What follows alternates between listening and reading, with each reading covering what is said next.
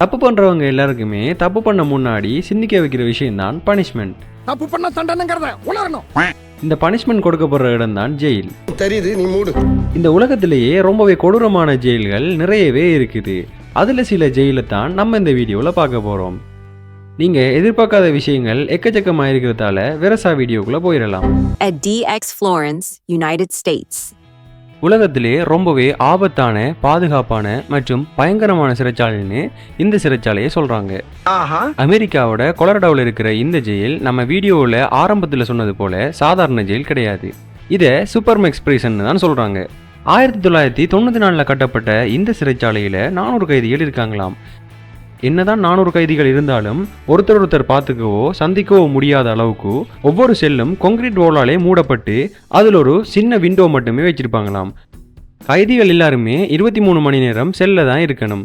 மீதி இருக்கிற 1 மணி நேரம் மட்டும் தெரிஞ்சவங்களை பார்க்கலாமான்னு கேட்டிங்கன்னா அதான் இல்லை. இவங்களை ஒர்க் பண்ணுறதுக்கு விடுறாங்க. அதுவும் கான்கிரீட்டால் செய்யப்பட்ட ஒரு பாக்ஸ் மாதிரியான இடத்துல. இங்கெல்லாம் நம்மளால் ஒரு நாள் கூட இருக்க முடியாதுன்னு நினச்சிங்கன்னா 1 வருஷம் 2 வருஷம் இல்லை 20 வருஷம் வாழ்கிறவங்க இல்லை தண்டனை அனுபவிக்கிறவங்களும் இருக்காங்களாம். இவங்க எல்லாருமே தப்பிக்க முடியாத மாதிரி லேசர் சென்சர், 12 அடிக்கு உயரமான சுவர், தாக்கக்கூடிய தேவைப்பட்டா கொல்லவும் கூடிய ஆபத்தான நாய்கள் மற்றும் மோஷன் டிடெக்டர்ஸ், இந்த மாதிரி ஏகப்பட்ட ஏற்பாடுகள் பண்ணி வச்சிருக்காங்க. இதையும் மீறி நீங்கள் தப்பிச்சிங்கன்னா வெளியே துப்பாக்கியோட நிற்கிறவங்க உங்களை போட்டு தள்ளிடுவாங்களாம்.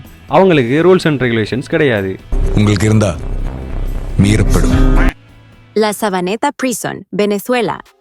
இது வெனிசுலாவில் இருக்கிற ஒரு ஹை செக்யூரிட்டி பிரிசன். என்னதான் ஹை செக்யூரிட்டியா இருந்தாலும் இங்க இருக்கிற கைதிகளை பார்த்து செக்யூரிட்டியே பயன்பெறுமாம். ஐயோ, நீங்க ரொம்ப டேஞ்சர் போல்த. இந்த ஜெயில் ஒரிஜினலா 1958 அப்போ 3000 கைதிகளுக்காக டிசைன் பண்ணியிருந்தாங்க. ஆனா இப்போ அதே பில்டிங்ல 10,000க்கும் அதிகமான கைதிகள் இருக்காங்களாம். அதாவது கெப்பாசிட்டியை விட 3 மடங்கு அதிகம். ஓவர் கிரௌடிங்னால ஒரு செல்லில் 40 to 50, சில நேரங்களில் 60 பேரா கூட இருக்காங்களாம். இந்த நெரிசல்னால தூங்குறதுக்கே இடம் கிடைக்காதாம். அதோட வேர்வை நாற்றம் மற்றும் வெப்பமாக இருக்கிறதால மூச்சு விடுறதுக்கே ரொம்ப கஷ்டமா இருக்குமாம். ஆரம்பத்தில் சொன்ன மாதிரி இந்த சிறைச்சாலைக்குள்ள பிரிசனர்ஸ் தான் கண்ட்ரோல் பண்றாங்க. கேங்ஸா ஃபார்ம் ஆகுறது, அப்புறம் ஆயுதங்கள் கடத்துற மாதிரியான விஷயங்கள் சாதாரணமாக இங்கே நடக்குமாம். செக்யூரிட்டி கார்ட்ஸ் அந்த ஏரியாக்குள்ளே போகவே பயப்படுறதுனால அதுக்குள்ள மினி சொசைட்டி மாதிரி டெவலப் ஆகிருக்கு. அதாவது அங்கே இருக்கிற கைதிகளோட தலைவன் தான் ரூல் செட் பண்ணுறாரு, டெக்ஸ் கலெக்ட் பண்ணுறாரு. அதோட அங்கே இருக்கிற கைதிகளுக்கு அன்னைக்கு என்ன ஃபுட் டிஸ்ட்ரிபியூட் பண்ணணும்னு கூட அவர் தான் டிசைட் பண்ணுறாரு. 2013 2 குழுக்களுக்கு இடையில மிகப்பெரிய கலவரமே நடந்திருக்கு. அந்த கேங் ஃபைட்டில் 60 பேருக்கு மேலே உயிரிழந்திருக்காங்க, 100 பேருக்கு மேலே காயமடைஞ்சிருக்காங்க. அந்த சம்பவத்துக்கு அப்புறம் இந்த ஜெயில் ரொம்பவே ஃபேமஸ். அந்த டேக்கு அப்புறம் பல ஹியூமன் ரைட்ஸ் ஆர்கனைசர்ஸ் சேர்ந்து இந்த பிரிசனரை தடை செஞ்சாங்கன்னு கேட்டீங்கன்னா அது அனாவசியம். ஹெல் ஆன் எர்த்னு பேரு மட்டும் வச்சிருக்காங்க. Carandiru Penitentiary, Brazil. பிரேசில்ல 1920களில் கட்டப்பட்ட இந்த சிறைச்சாலை ஆரம்பத்தில் ஒரு சீர்திருத்த சிறைச்சாலைன்னு சொல்லித்தான் ஆரம்பிச்சாங்க. ஆனா காலம் போக போக பிரேசில்ல மட்டும் இல்லாம சவுத் அமெரிக்காலேயே அதிகம் ஆபத்தான சிறைச்சாலையா மாறிச்சு. இதுக்கு முன்னாடி பார்த்த சிறைச்சாலையில் சொன்னது போல 3000 பேருக்காக கட்டப்பட்ட இந்த இடத்துல 7000க்கும் அதிகமான கைதிகளை அடைச்சிருக்காங்க. அப்படி இந்த சிறைச்சாலையில என்ன ஆபத்து இருந்துச்சுன்னா, அந்த காலத்துல பிரேசில்ல HIV ரொம்பவே மோசமான நிலைமையில இருந்துச்சு. இங்க இருக்கிறவங்க ஒரே சோப் மற்றும் ஒரே பிளேடை யூஸ் பண்ணதால ஒவ்வொரு 5 பேர்ல ஒருவருக்கு HIV பாசிட்டிவ்னு ரெக்கார்டே வந்திருக்கு. 1992 அக்டோபர் 2 ஒரு கேங் ஃபைட் 9வது பிளாக்ல ஆரம்பிச்சு சிறைச்சாலை முழுக்க பரவி கட்டுப்படுத்த முடியாத அளவுக்கு கலவரமா மாறிச்சு.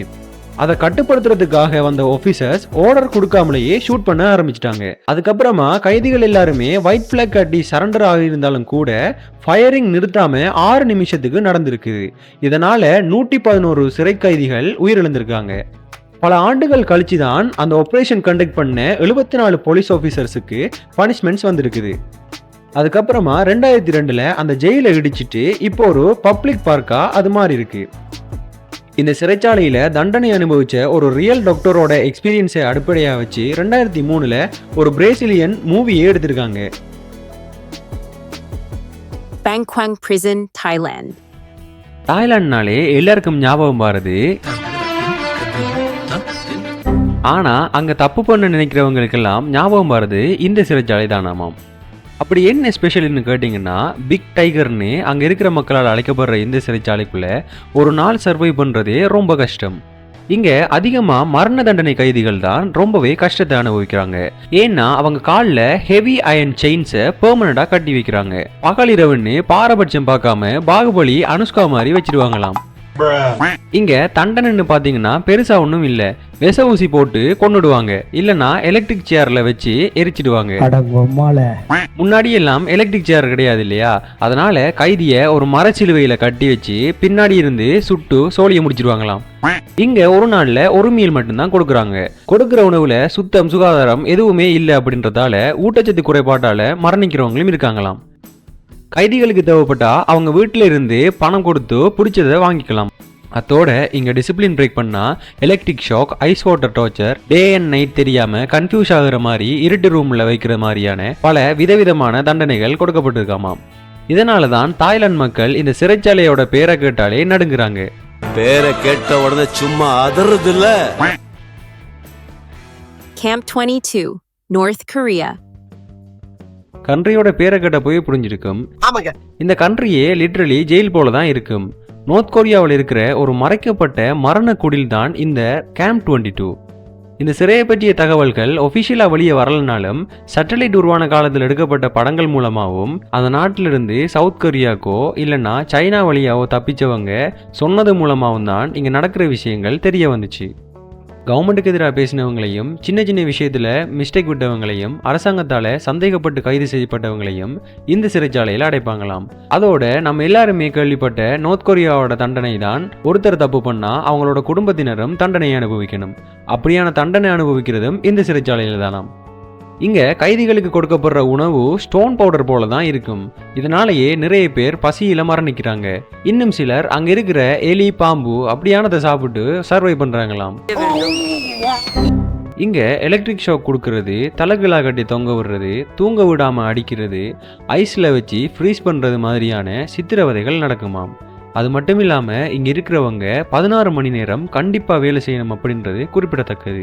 அப்படி என்ன வேலை செய்யணும்னு கேட்டிங்கன்னா, விவசாயம் பண்ணுறது, சுரங்கம் தோன்றது மாதிரியான கொடுமைகள் இங்கே நிறையவே கொட்டி கிடக்கு.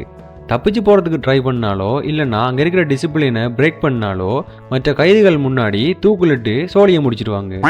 இன்னைக்கு நம்ம வீடியோவில் உலகத்தில் இருக்கிற சில ஆபத்தான சிறைச்சாலைகளை பார்த்தோம். நெக்ஸ்ட் வீடியோவில் இன்னும் ஒரு இன்ட்ரெஸ்டிங்கான டாப்பிக்கோட உங்களை வந்து சந்திக்கிறேன். பாய்.